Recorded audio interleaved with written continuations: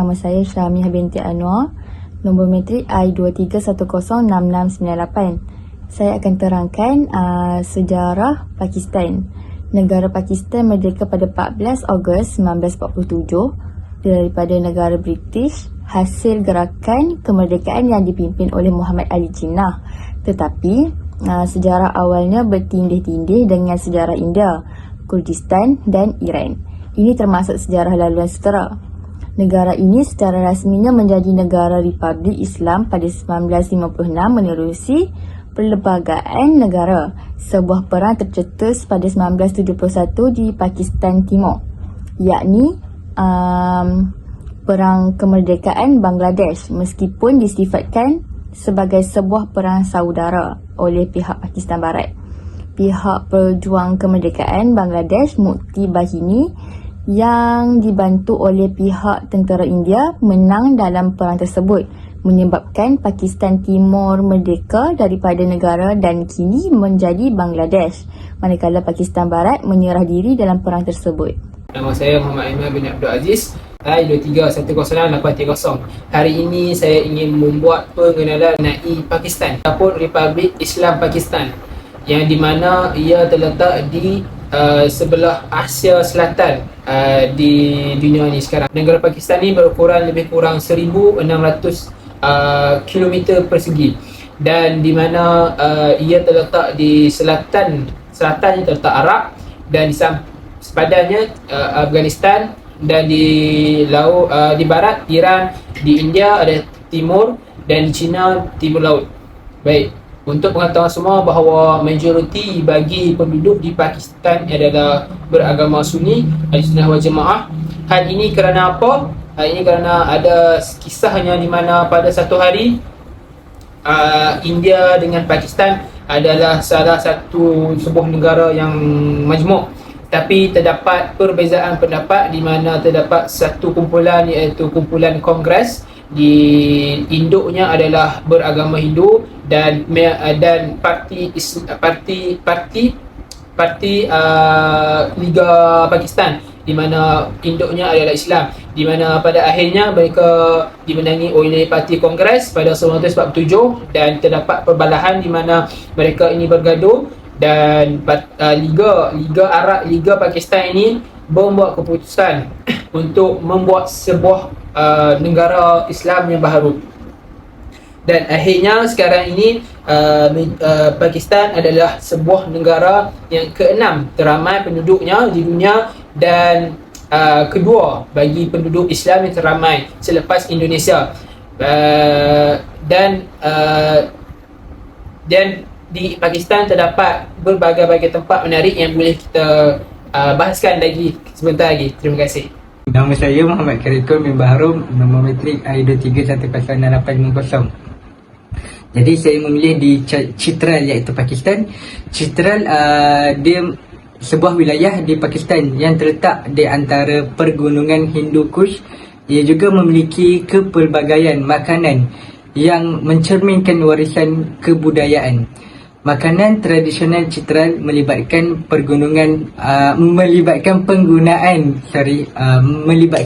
penggunaan bahan-bahan lokal seperti gandum, susu, daging dan buah-buahan. Antara hidangan tradisional Chitral adalah chamshura, iaitu sejenis roti isinya daging. Selain itu, hidangan-hidangan seperti pakora, iaitu makanan yang bergoreng, shorba, iaitu sup, dan hidangan nasi seperti orang panggil palau. Selain itu, buah-buahan lokal seperti apple dan cherry juga sering digunakan dalam pembuatan makanan dan minuman tradisional mereka. Selain itu juga di Chitral, Pakistan, pengangkutan utamanya melibatkan jalan raya dan pengangkutan darat. Terdapat beberapa jalan utama yang menghubungkan Chitral dengan kota-kota lain di Pakistan. Selain itu juga terdapat perkhidmatan pengangkutan umum seperti bas, teksi dan memudahkan perjalanan di dalam kota tersebut. Nama saya Tuan Nur Elis Syafia binti Tuan Hassan, nombor matrik I23106819. Antara tempat menarik di Pakistan ialah Islamabad. Kemudahan pengangkutan di Islamabad, anda akan menemui pelbagai kemudahan pengangkutan. Sistem pengangkutan awam melibatkan bas awam. Selain itu, perkhidmatan teksi dan beca juga disediakan untuk perjalanan yang lebih fleksibel. Seterusnya, budaya di Islamabad. Di Islamabad mencerminkan budaya Pakistan yang kaya dengan pelbagai aspek tradisional dan kontemporari. Bandar ini menawarkan pusat seni, galeri dan teater yang mempersembahkan seni dan budaya tempatan. Anda boleh melawat Muzium Negara Pakistan yang membentangkan sejarah dan warisan negara. Itu perayaan dan acara kebudayaan kerap diadakan di Islamabad, membolehkan penduduk dan pelawat merasai kepelbagaian budaya Pakistan. Membeli belah di Islamabad. Islamabad menawarkan pelbagai tempat membeli belah, dari pasar tradisional hingga pusat membeli belah moden. FC dan F7 Markas ialah pusat membeli belah utama dengan kedai menjual pelbagai barangan termasuk pakaian, barang kemas dan kraft tempatan. Sejarah di Islamabad, ibu negara Pakistan, boleh didapati dalam budaya, tradisi dan kehidupan seharian rakyat. Daripada seni dan seni bina kepada kepelbagaian masakan, Islamabad mencerminkan kekayaan budaya Islam dan kehidupan sosial. Kemudahan penginapan di Islamabad. Islamabad menawarkan pelbagai kemudahan penginapan, daripada hotel mewah kepada hotel yang lebih mampu milik. Pilihan penginapan boleh dilaraskan mengikut bajet dan pilihan anda. Beberapa kawasan popular untuk penginapan termasuk F6 dan F7 dan sekitar Daman Eco yang menawarkan pemandangan yang indah. Pilihan juga termasuk hotel antarabangsa, rumah tamu dan pansapuri untuk memenuhi keperluan pengembara. Keselamatan di Islamabad. Islamabad secara amnya dianggap sebagai salah satu bandar yang agak selamat di Pakistan. Kerajaan dan pihak berkuasa tempatan mempunyai langkah-langkah untuk menjaga pelawat dan juga penduduk di Pakistan. Nama saya Muhammad Zairi bin Azman, nombor matrik I23106785. Okey, di sini saya ingin menerangkan salah satu tempat yang menarik di Pakistan, iaitu Lahore. Lahore ni apa sebenarnya? Okey, Lahore ni merupakan bandar yang kedua yang terbesar di Pakistan selepas Karachi. Okey, Lahore ni saya galakkan untuk pengunjung ataupun pelancong datang ke sana, pelancong yang meminati akan kebudayaan sesuatu negara, saya galakkan untuk pergi ke Lahore, kerana di sanalah terdapat ataupun terletaknya banyak budaya-budaya Pakistan. Okey, salah satu yang saya dapat budaya Pakistan daripada segi pemakaian iaitu shalwar kamis. Okey, shalwar kamis ni kalau semua nak tahu, shalwar kamis adalah pakaian seluar, macam seluar yang kita pakai plekat tu yang besar, dan kamis ni merupakan baju macam ala-ala kurta tapi sampai ke lutut. Okey, saya ingin menerangkan berkaitan makanan sebab saya suka makan. Saya terangkan pasal makanan. Okey, di sana terdapat salah satu kedai yang dinamakan Baking Virsa, di mana kedai yang termahal di sana. Ia membuatkan pelancong tertarik ke sana kerana ingin mengetahui apa yang dihidangkan di sana, kerana di sana tempat yang paling mahal. Okey, yang kedua ialah Anarchy Bazaar. Dia merupakan salah satu tempat di mana pengunjung pergi ke sana untuk membeli belah, untuk sebagai oleh-oleh orang kata. Okey, dan di sana terdapat banyak makanan-makanan tradisional. Contohnya seperti di Malaysia pun banyak orang makan, contohnya seperti kebab, nasi biryani dan samosa. Okey, dan di sana terdapat kawasan yang lama, orang panggil kawasan lama Lahore, iaitu Gawal Mandi. Di sana terdapat macam orang kata walk street ataupun tempat jalan pejalan kaki, dan di sana terdapat kedai-kedai dan restoran-restoran, serta di sana ramai orang. Okey, sekian sahaja daripada saya berkaitan Lahore. Sekian, terima kasih. Nama saya Muhammad Afif bin Salihuddin, nama matrik I23106674. Yang seterusnya saya akan menceritakan satu tempat yang terdapat di Pakistan, iaitu Fairy Meadows dan Nanga Parbat. Okey, Fairy Meadows ni adalah satu tempat yang tak banyak kemudahan. Dia tak dapat kemudahan macam kedai makan, penginapan dan juga kenderaan lah. Okay, tapi terdapat satu kenderaan yang perlu kita guna untuk pergi ke Fairy Meadows ni, iaitu jeep. Sebab dia kawasan berbukit, kawasan yang pegunungan. Jadi dia sesuai untuk kita gunakan jeep untuk pergi ke Feri Meadows ni. Jalan dia pun sangat lasak lah. Okay, di Feri Meadows ni terdapat satu gunung yang dinamakan dengan Nanga Parbat. Nanga Parbat. Nanga Parbat. Dia ketinggian dia dalam 60,660 kaki bersamaan dengan 8,126 meter kalau tak silap saya lah.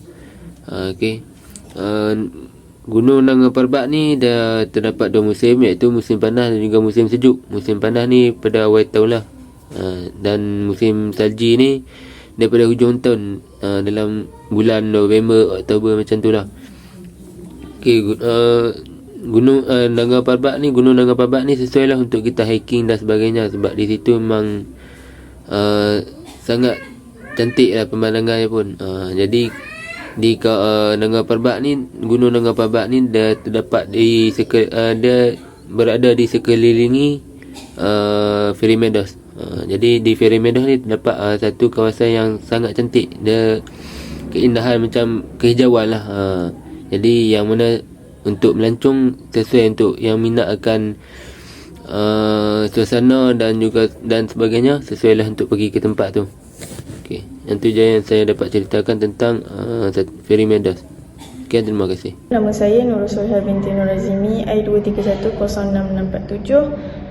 Seterusnya saya akan menerangkan sedikit mengenai tempat yang menarik di Pakistan, iaitu Karim Abad Hunza Valley.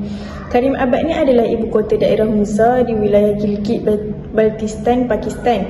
Dahulunya Karim Abad ni dikenali sebagai Baltit. Sebab itu kadang-kadang orang mengenalinya sebagai Baltik ataupun Hunza. Jadi tempat yang wajib anda singgah jika anda pergi ke Karim Abad ni ialah Atabat Lake. Atabat Lake ni adalah tasik yang sangat biru dan anda boleh menyewa bot untuk rasai sendiri menyusuri tasik tu.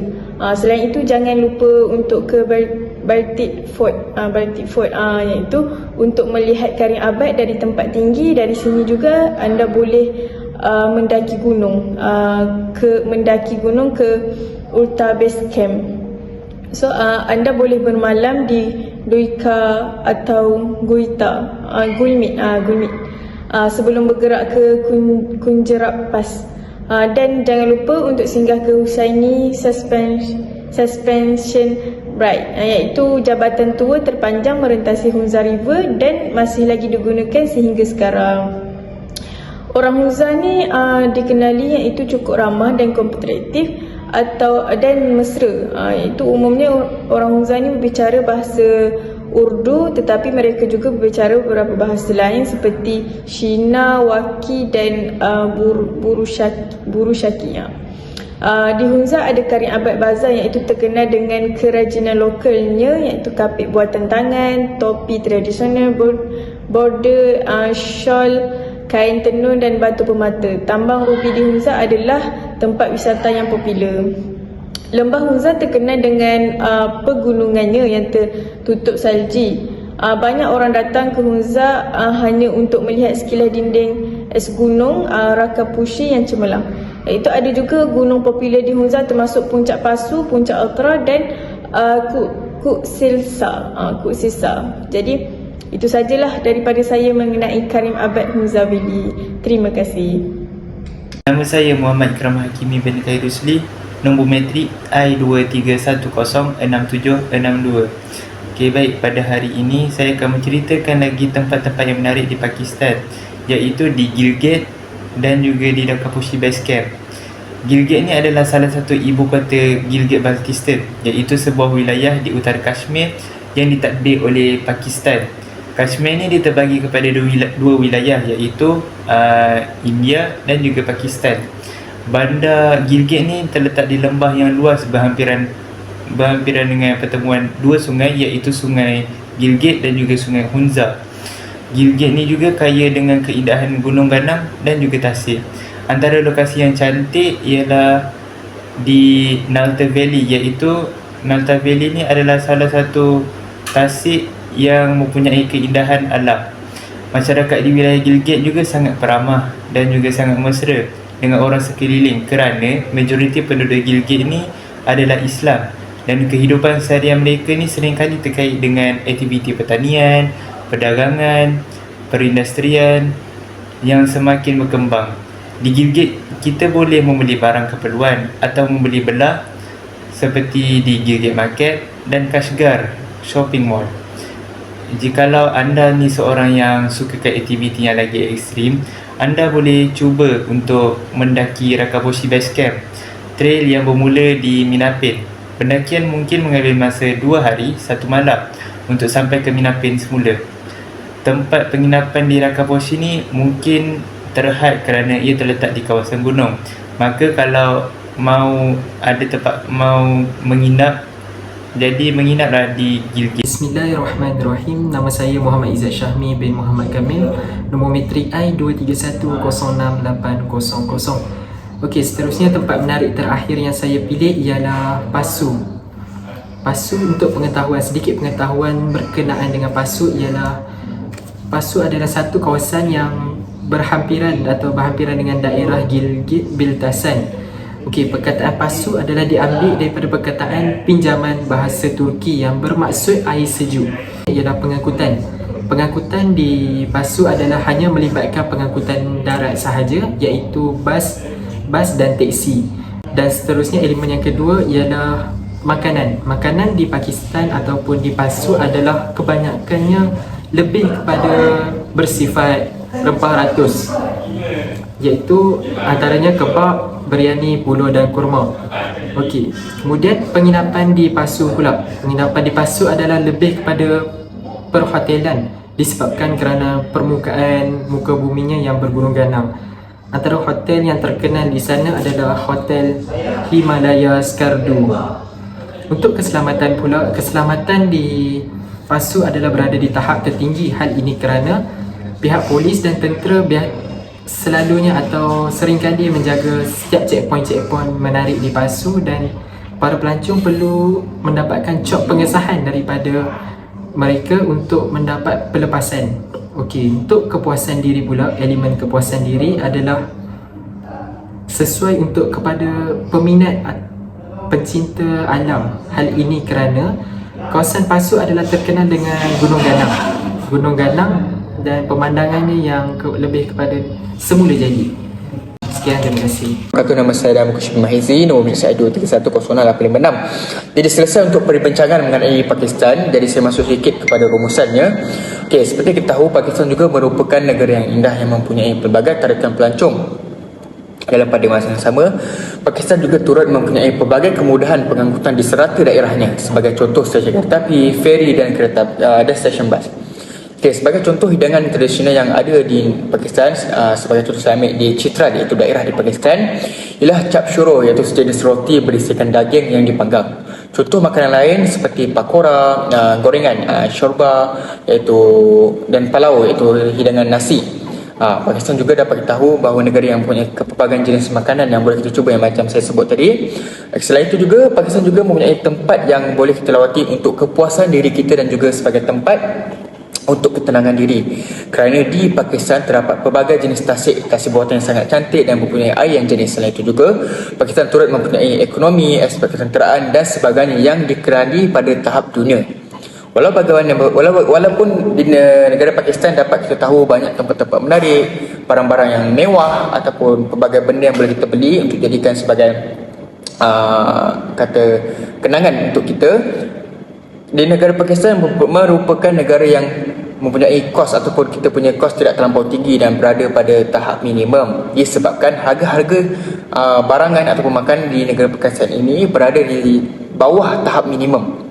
Oleh itu, kita mampu untuk beli ataupun kita masuk ke dalam suatu tempat itu dengan menggunakan wang yang sedikit. Akhir sekali, sebagai penutup untuk rumusan ini, bukan sahaja Pakistan yang boleh kita lawati, namun bagi negara-negara lain.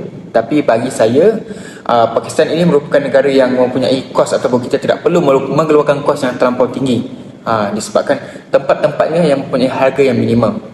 Okey, jadi oleh itu saya boleh mengajak kepada rakan-rakan untuk kita pergi melawat negara Pakistan untuk kita lihat sendiri keindahan alamnya, melalui mata dan panca indera kita sendiri. Jadi sekian itu saja. Terima kasih.